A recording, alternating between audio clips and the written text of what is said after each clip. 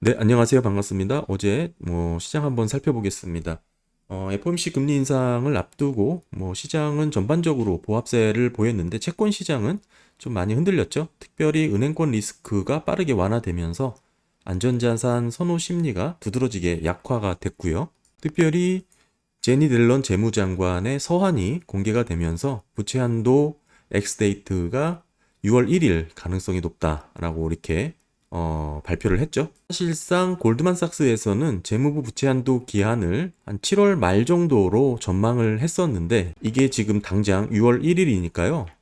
코앞으로 다가온 것이죠. 부랴부랴 준비를 해야 되는 상황이 펼쳐졌습니다. 아무래도 부채 한도 협상 관련된 이슈가 본격화되는 국면에 접어들었다 이렇게 보일 수가 있고요. 어제 주식시장에 비해서 채권 시장이 많이 이렇게 흔들렸던 거는 결국에는 이제 부채 한도 관련된 그런 내용들이 지금 유동성이 부족한 채권 시장에서 상당히 변동성을 보였다라고 저는 보여지고요.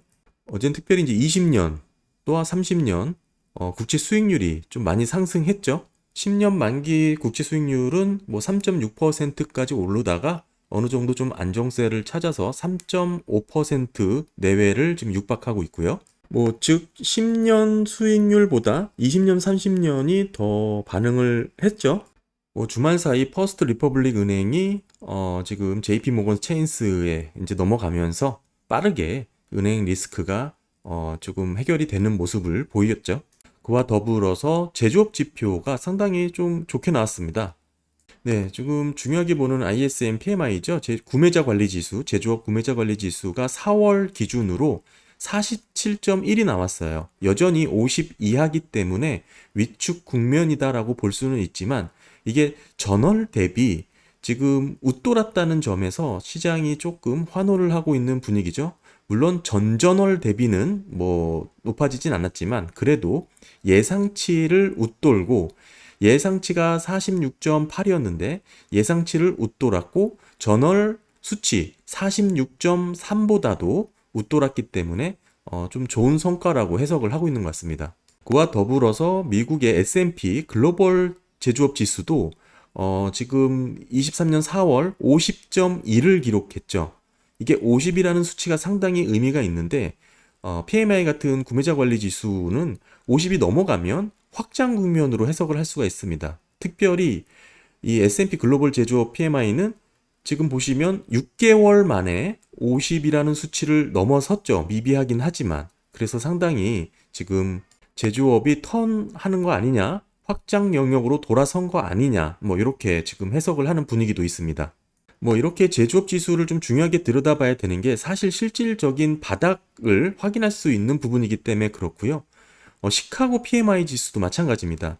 지금 23년 3월 기준에 43.8이었는데요. 지금 4월 달 48.6으로 지금 나왔고요. 지금 컨센은 43.5였죠. 그러니까 모두 다 상회를 했습니다. 물론 아직 50을 넘어섰지 않았기 때문에 그렇게 확장 국면으로 해석할 수는 없겠지만 어찌됐든 여기서부터 상승하는 모멘텀을 보여주면서 활기찬 움직임을 보이고 있다라고 지금 보고 있는 것이죠. 어느 정도 제조업 지수는 바닥을 쳤다라고 신호를 보내고 있는 겁니다. 은행 리스크가 빠르게 안정되고 제조업이 활기차게 움직이고 제조업 지표가 호조를 보이니까 지금 자신감이 붙은 거죠. 지금 패드워치에 의하면 FOMC를 이번에 25pp 올리는 건 큰 문제가 안 되는데 중요하게 봤던 게 지금 사실 9월달 피벗을 봤던 수치가 변경이 됐습니다. 그래서 미뤄졌어요. 11월 달로 피벗이 늦춰진 게 확인이 됐습니다. 이 부분이 지금 전반적으로 채권 시장에 부정적인 영향을 줬다라고 해석할 여지가 있고요. 지금 게다가 미국의 디폴트 위기가 부채 한도 협상이 문제가 나오면서 상당히 이슈가 되고 있죠. 소버린 신용 디폴트 스왑 보시면 사상 최대치입니다. 국가의 부도 위험을 나타내주는 대표적인 수치인데 채무 상환 불능, 즉 국가의 위험한 상태를 뜻하는 겁니다. 즉 미국 채권의 1년 CDS가 이렇게 채무 불이행 위험 리스크가 높아졌어요. 그러니까 미국 재무부 채권을 보장하는 비용, 보험 성격인데 이 비용이 높아졌다라는 뜻입니다. 이게 얼마나 높아진 거냐면 현재 중국보다 채무 불이행 위험이 높다. 그렇게 볼 수가 있는 거고요. 주요 선진국 대비에 역대급 최대 스프레드를 보이고 있습니다. 사실 1년뿐만 아니라 5년, 10년 다 같이 마찬가지로 국채 CDS가 급등을 했고요. 연일 최고치를 기록하고 있습니다.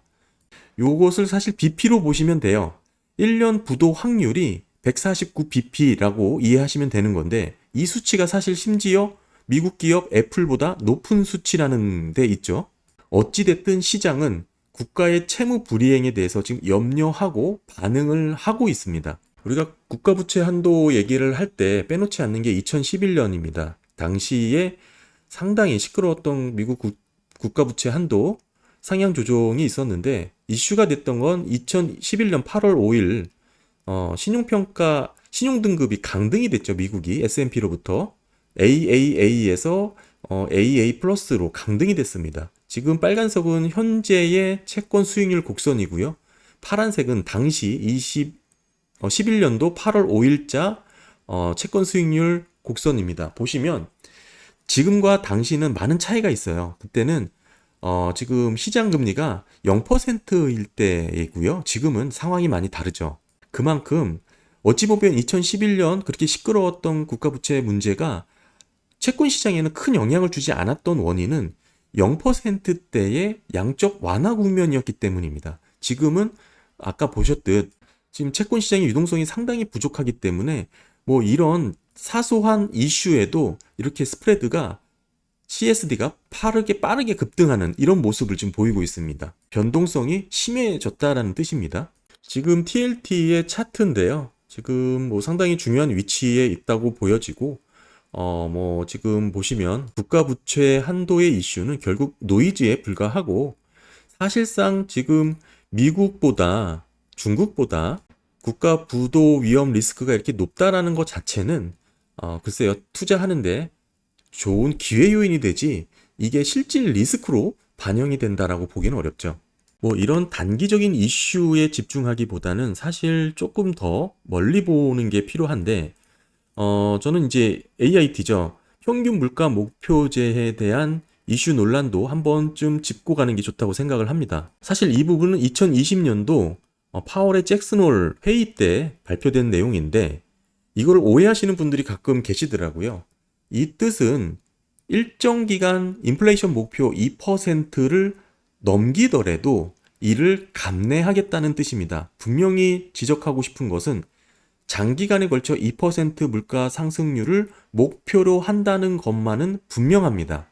이게 지금 AIT가 2% 물가 상승률 목표치를 변동한다라는 뜻은 아니에요. 근데 가끔 오해해서 이 AIT를 2% 물가 상승률 상향 조정이다라고 해석하시는 분들이 있는데 그게 아니고 일정 기간 2%를 넘어가는 인플레이션을 어느 정도 감내하겠다라는 뜻의 목표 물가제입니다.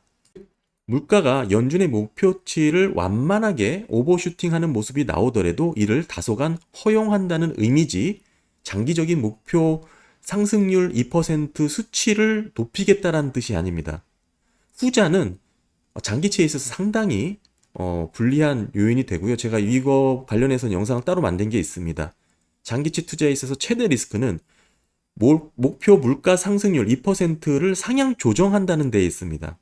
그게 문제고 지금 AIT는 그게 아니다라는 거, 다른 차원의 제도라는 거 좀 알려드리고 싶고요. 이게 2020년 잭슨홀에서 파월이 주장했던 이유는 당시에는 물가가 저금리 시제였어요.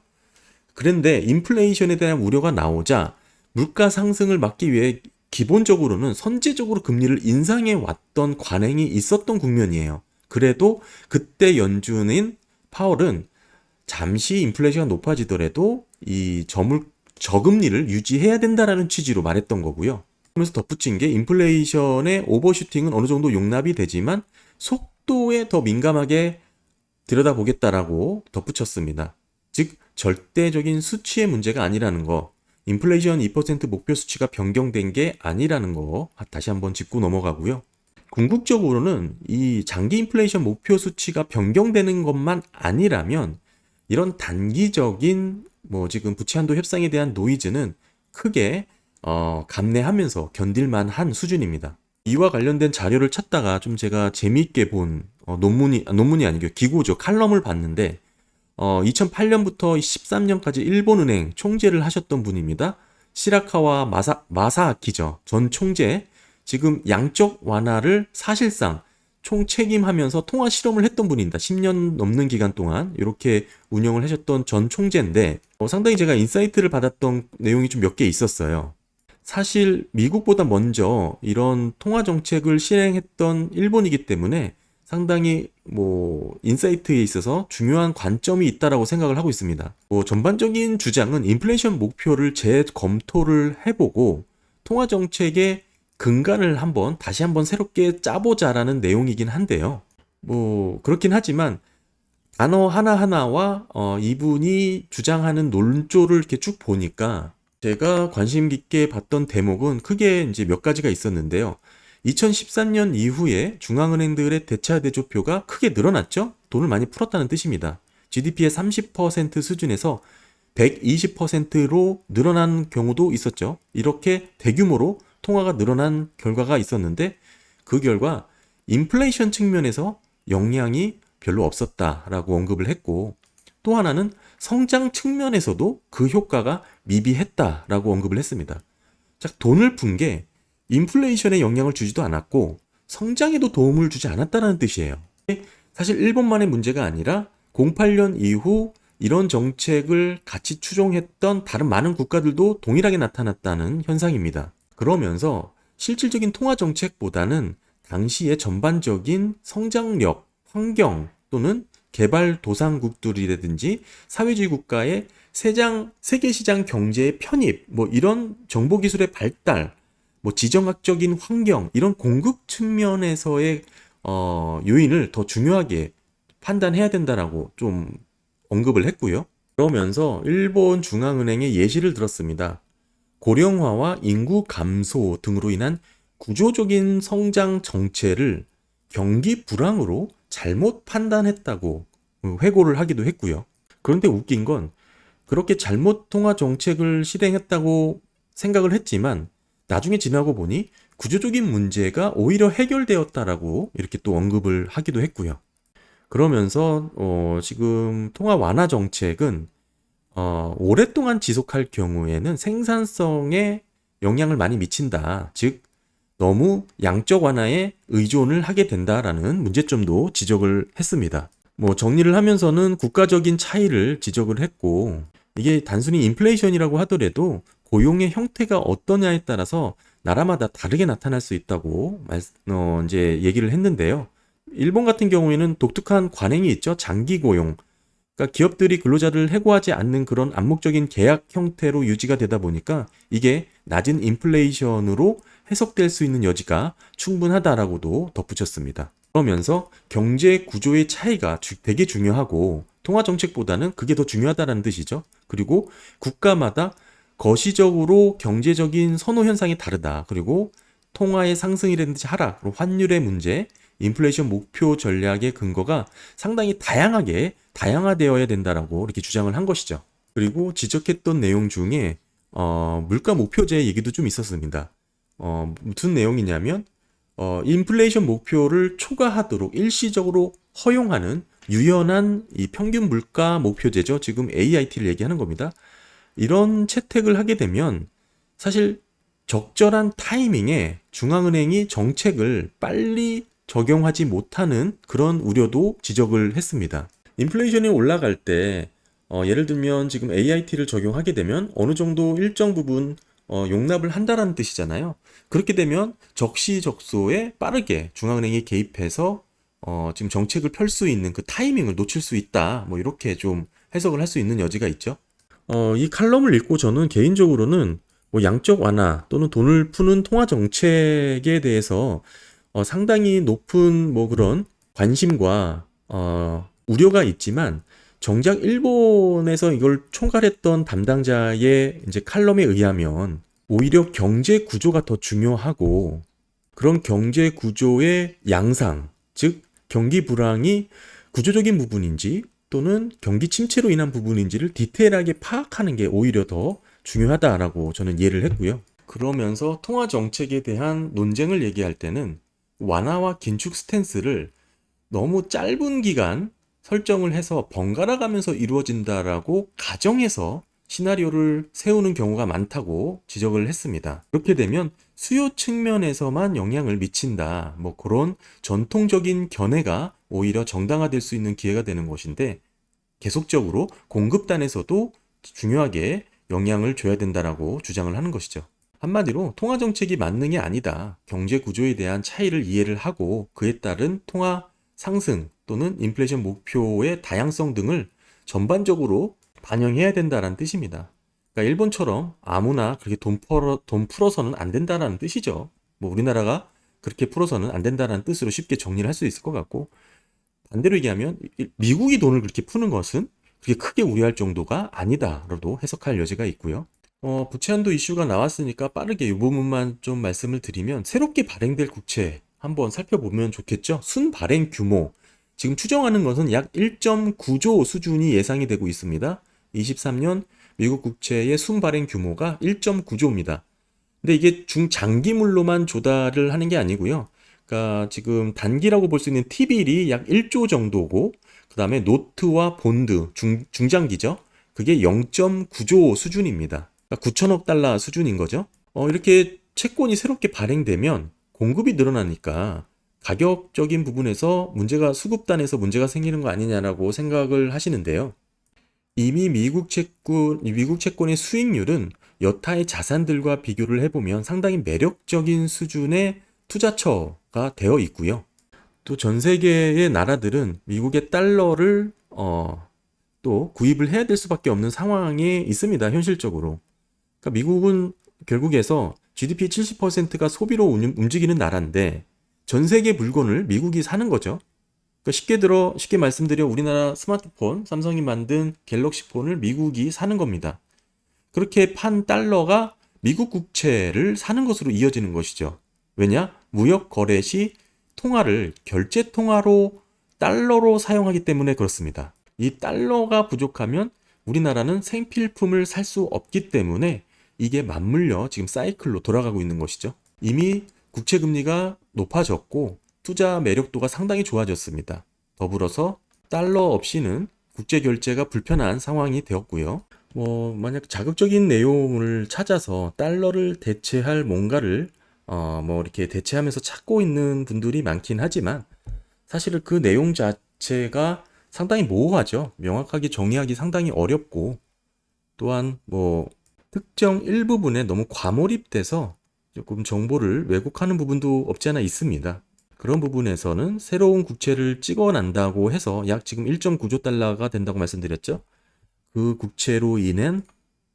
국채가 유통됨으로 인한 시장의 가격 하락, 그렇게 크게 영향을 받지 않을 것으로 보고요. 지금은 그 문제가 아니고 부채를 갚지 못하는 국가 부도에 대한 리스크로 반응을 하고 있는 겁니다. 국채가 늘어나는 1.9조가 늘어나서 가격이 영향을 주는 것으로 스프레드가 올라간 게 아니고요. 대략적으로 지금 전 세계를 기준으로 미국 국채의 한 60%가 소화가 되고 있죠. 각국 중앙은행들이 매입을 하고 있습니다. 그리고 지금 보시면 또 결제 기준에 달러가 대부분을 지금 하고 있죠. 스위프트에 의하면 통화결제 기준이 유로화가 40% 무렵이죠. 그러니까 사실상 위안화가 달러를 위협하는 게 아니고 오히려 유로화가 달러를 위협할 수 있는 수준까지 와 있습니다. 그런데 왜 유로화가 달러를 위협한다고 생각하시는 분이 하나도 없을까요? 그것은 무역 거래를 하는 대부분이 달러와 유로화와 달러가 대부분을 차지하기 때문에 그렇습니다. 또 하나, 통화 수합 라인이 있기 때문에 그렇습니다. 주요국 6개국과 달러는 통화 스와프를 체결했죠.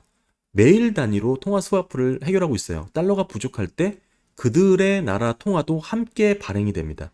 지금의 체제가 꾸준히 유지가 되는 시스템이에요. 따라서 외국의 유럽 주요 나라들은 오히려 외환 보유국이 없습니다. 상당히 낮아요. 언제든 필요할 때 그때그때 달러를 받아 쓸 수 있기 때문에 그렇습니다. 이미 달러에 귀속된 화폐 시스템이다. 이렇게 해석할 수가 있습니다. 이 부분이 달러의 기축지위가 이미 인정이 됐다라는 뜻인데 이것까지 말씀드리기 너무 시간이 길어지니까 다음 시간에 한번 더 살펴보도록 하겠습니다. 감사합니다.